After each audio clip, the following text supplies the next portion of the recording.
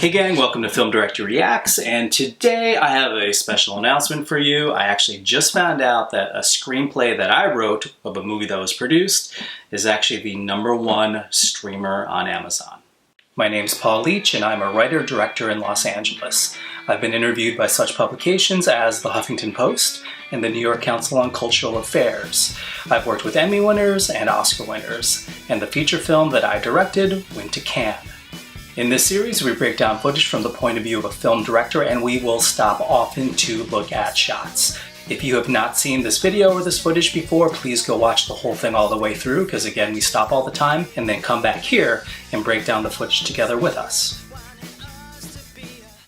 The movie is called Shattered. It's actually from a book by Tanya Truitt. The book is called The Shattered Fabergé Egg. I changed the title to just Shattered. It's actually the true story of her life growing up in the South and the things that a Southern girl has to deal with and some dark secrets that are hidden. Whenever I take a book or a pre-existing property and I'm hired to turn into a TV show or a feature, I always talk with the author a little bit and I always tell them up front that, hey, you know, a book and a TV show or a movie are actually very different genres. I want to keep the heart of what you're trying to do, but you know, some of the things around that heart may switch around for dramatic purposes. So in this particular book, I added a lot of intrigue and made it more of a thriller with a murder, or actually a series of murders. Those things were never in the book, but it just kind of added stakes to the movie. Now, truth be told, I have actually never watched this feature film. And there's actually a couple of reasons why. So for any one of you guys who are interested in going to the entertainment industry, this might be good for you because you're getting the inside scoop from someone who actually is in entertainment.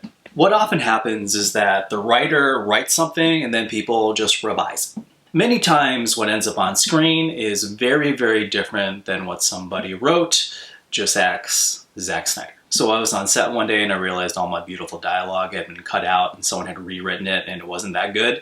And so I was like, well, I don't. And there's sort of a dark story that goes along with this. What happened is that when I wrote this screenplay, I was paid a very small amount up front, and that amount was a advance on my WGA rate. So what happened later is one of the producers calls me up and says, hey, the budget's very low, and the producer begged me, said, hey, will you take one for the team?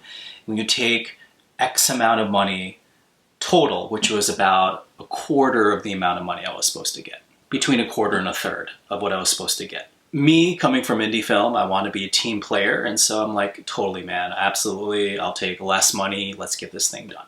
Come to find out later, what happened is one of the other producers decided to do a rewrite and pay themselves the money that should have gone to me. So that producer, who had access to the budgetary money, paid himself more money for a rewrite than I ever got paid for the script. Complete garbage. But contractually, I was supposed to be the only person credited as the screenwriter. So in my contract, it says that I am the sole screenwriter and that whoever else does a polish or a rewrite will go uncredited, which is very common. But what this guy did, because he couldn't put himself as a screenwriter, he put written by. So it's screenplay by Paul, written by this other dude. So what he did is this producer found a way to pay himself money and to try to get a credit for himself.